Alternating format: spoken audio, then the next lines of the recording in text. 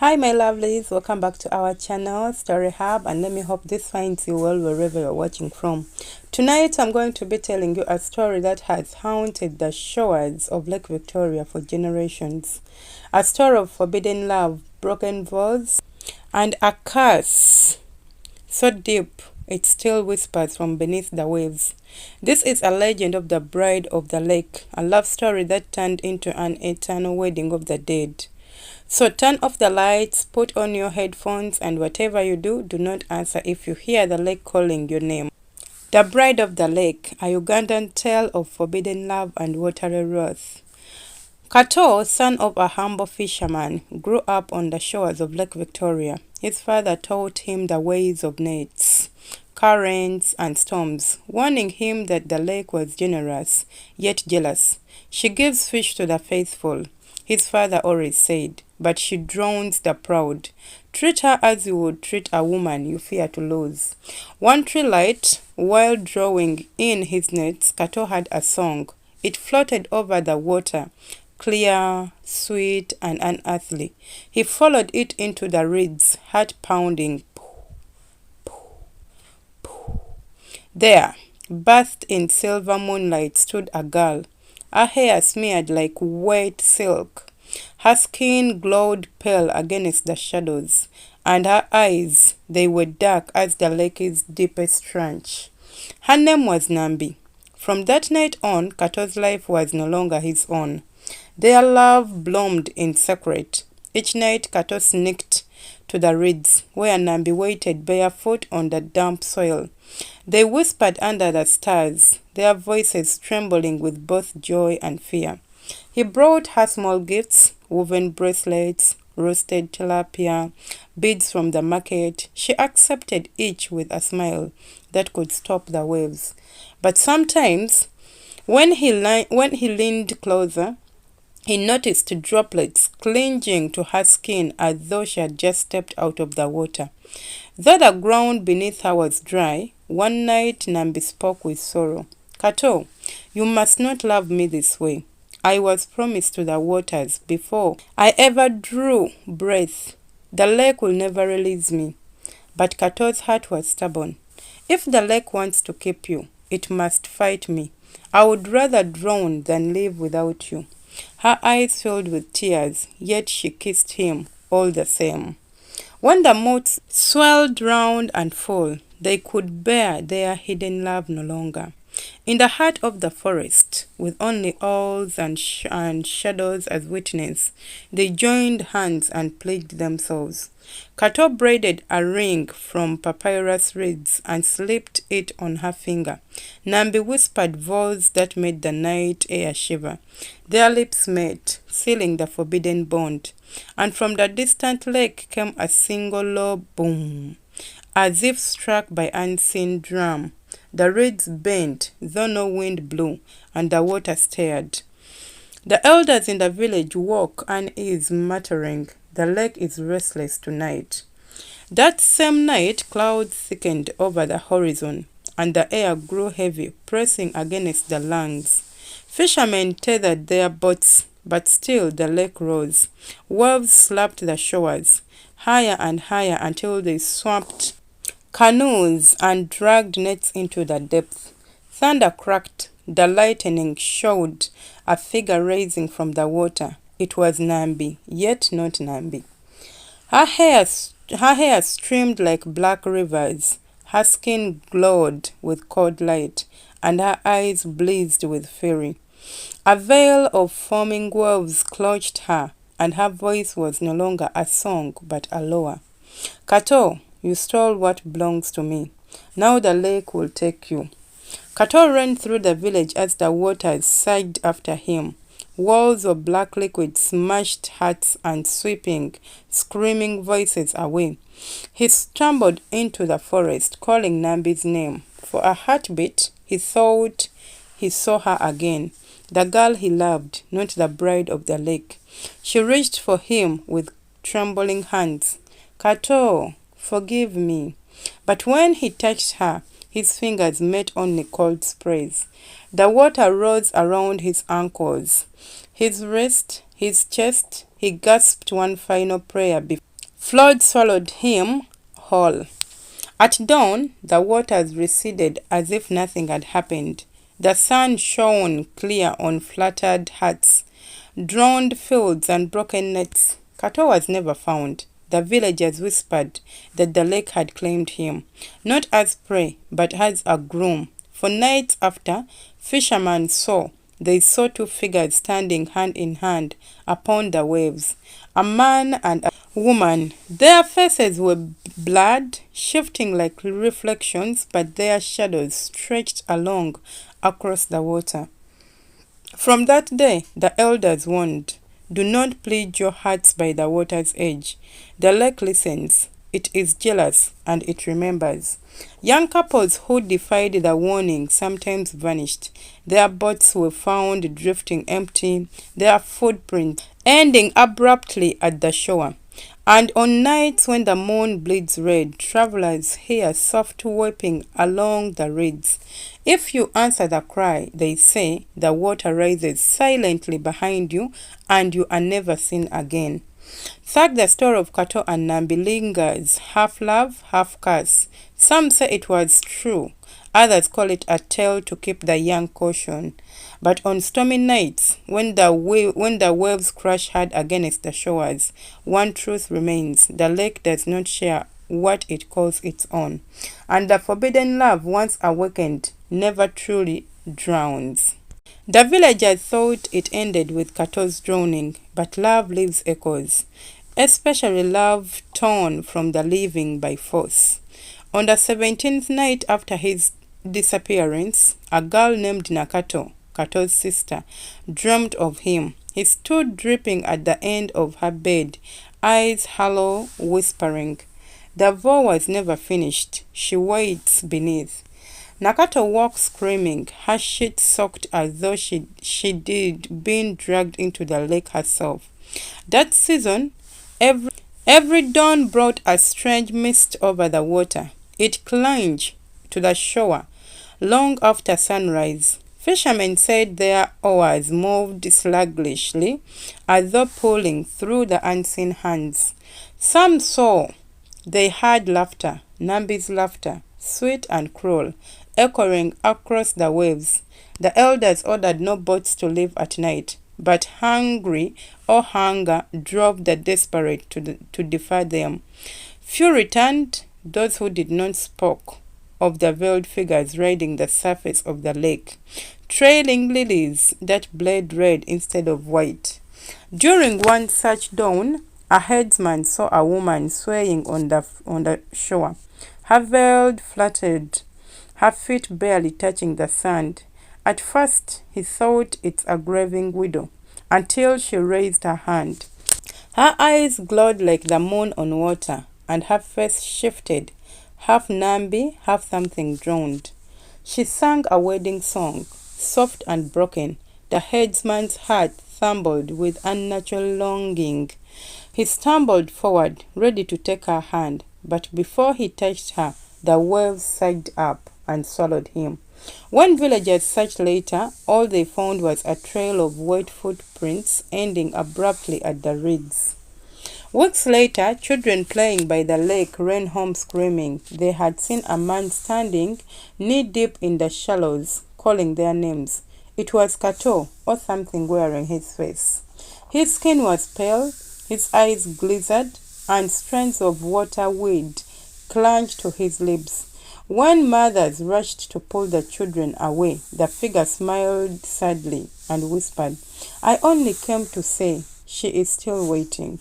Then he sank without a ripple. The elders gathered and declared the truth. Kato and Nambi's bond had chained the lake itself. Their love had become an eternal wedding, and every soul who dared the shore at night risked being dragged in as a witness. From then on, villagers left offerings of millet and beer at the water's edge, hoping to smooth the bride of the lake. Some claimed the offerings were taken not by waves, but by the unseen hands that lifted them gently. Still, the weeping continued. Still, lovers vanished. It is said that on stormy nights, if you walk the shore and whisper your lover's name, the lake answers with two voices, one man's, one woman's, tangled forever in the grave and ferry. And if you are foolish enough to answer back, you may join the eternal wedding beneath the waves. Years passed, the story of Kato and Nambi became a fireside warning, but the lake had not forgotten. One wedding season, when drums echoed through the night, the groom of a nearby village vanished on the eve of his marriage. His footprints led straight to the shore and stopped. Beside them, villagers found a single white veil soaked with lake water. The bride wailed until her voice cracked, but the elders only shook their heads. The bride of the lake has claimed her groom. She is jealous of every union. Months later, during another wedding feast, drums began to play themselves. No drummer was seen, yet the rhythm grew louder, shaking hearts and rotting gourds. The bride screamed, for standing at the edge of the crowd was Nambi, her veil dripping endlessly, water pooling at her feet. When the people scattered, she walked silently into the lake, and the drums stopped. But the groom was gone. Only his spear floated on the surface, pointing towards the deep. Terrified, the elders made a pact. Never again would a marriage be blessed near the lake. No singing, no drums, no voice spoken within earshot of its waters. Yet whispers spread that some couples tempted by romance or dating still crept to the shore at night to prove their love. Those couples were never seen again. The children began to sing a rhyme in secret. Bride of the lake, come and see. Bring your groom back home to me. If he's gone, do not take my hand. Keep me safe upon the land. But mothers silenced them quickly, for they said the rhyme acted like summons. Too many children who sang it were later found standing at the edge of the lake at night, eyes blank, as if waiting for someone to arrive. One stormy season, fishermen saw a wedding beneath the waves.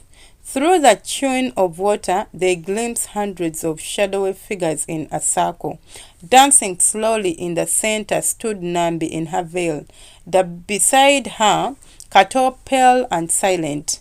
Every drowned lover, every stolen bridegroom, every foolish couple who defied the warning, they were all there, bound in an endless wedding procession, forever circling the bride of the lake.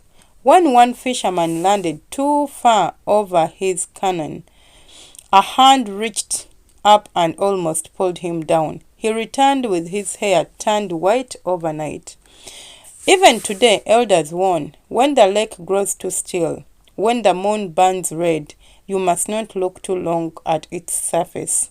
For beneath, the bride of lake watches, and every ripple in her veil, searching, reaching, waiting for the next soul to join her wedding beneath the dark.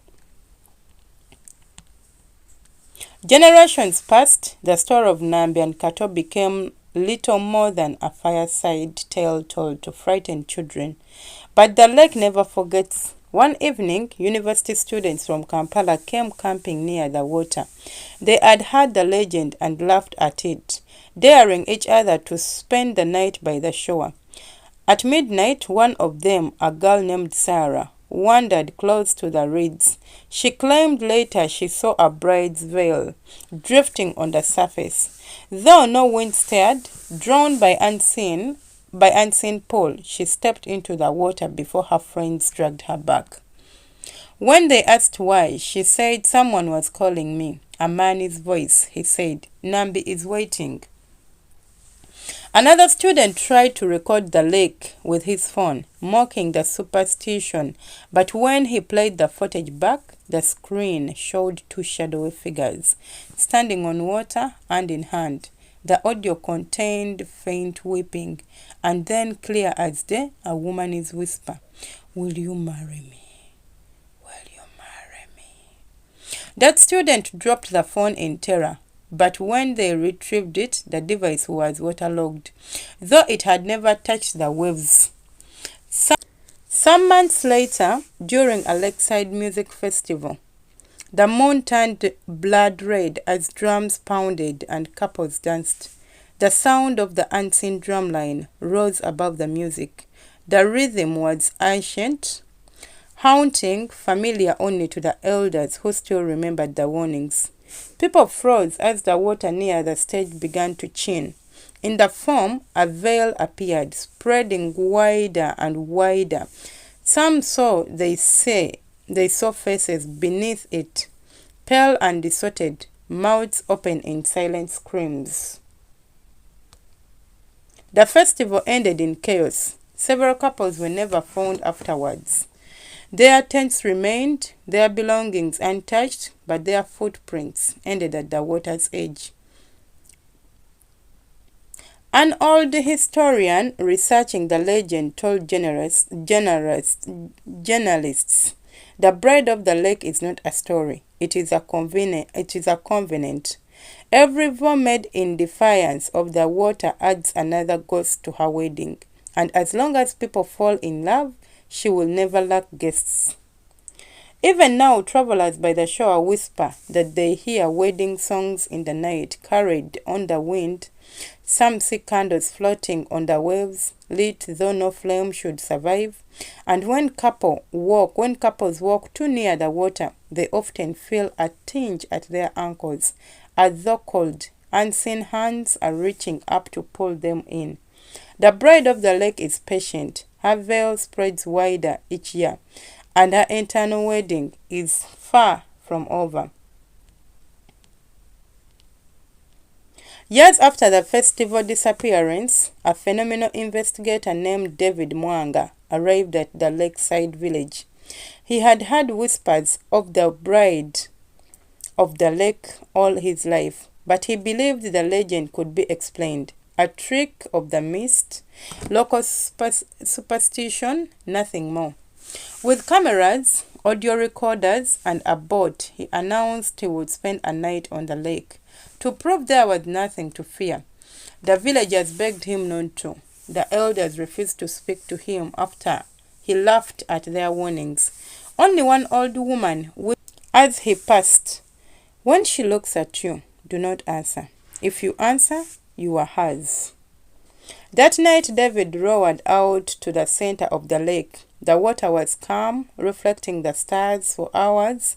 Nothing happened. He spoke into his recorder, mocking the silence. Then, just after midnight, a drumbeat rolled across the water. Slow, heavy. The ripples spread, though no boat was near. David pointed his camera. In the lenses, he saw a veil floating across the surface. His eyes saw nothing, but the screen showed it clear, glowing faintly. Then a woman's voice whispered, not in his ears, but inside his skull, "Will you marry me?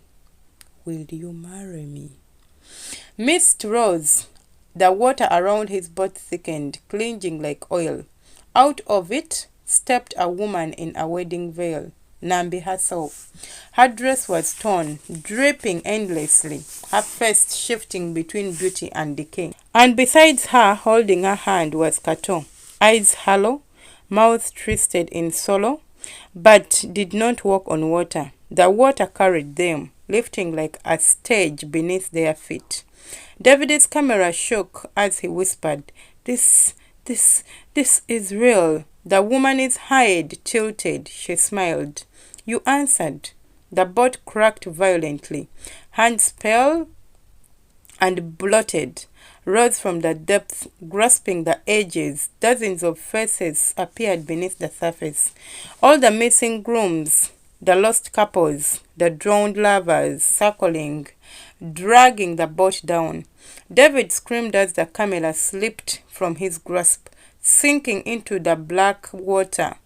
The last thing it recorded was his face, wide-eyed, mouth open in a final cry before the lake swallowed him. Days later, villagers found his boat washed ashore, empty, his equipment was gone. But one camera washed up weeks later. When authorities played the footage, the screen showed not David's investigation, but a wedding procession underwater. Figures danced in slow circles around Nambi and Kato, while drums pounded from nowhere. At the end of the footage, the bride turned and looked directly into the lens. She raised a pale hand as though reaching through the screen. The camera cut to black. The footage was hidden, cleared a hoist, but the villagers knew the truth. Each year, more couples vanish. Each year, the veil spreads wider. And if you stand too close to the Lake Victoria on a moonlight night, you may not hear it. Or you may hear it. The sound of wedding drums beneath the waves. And if you are foolish enough to answer, the bride of the lake will come for you. That is the end for our story. And that is the tale of the bride of the lake. Some say it is the only folklore, a story told to scare children, but others whisper that every year more lovers vanish into the water, and that the eternal wedding still goes on beneath the waves. So the next time you stand by a quiet lake at night, remember this story. Listen carefully to the water, and if you hear drums or a bride's voice whispering a vow, do not answer, because once you do, you may never return. Thank you for listening to this story. If you enjoyed it, do not forget to like, subscribe, and share for more chilling tales from the dark side of Uganda and beyond. Until next time, keep your lights on. Love you. Stay blessed.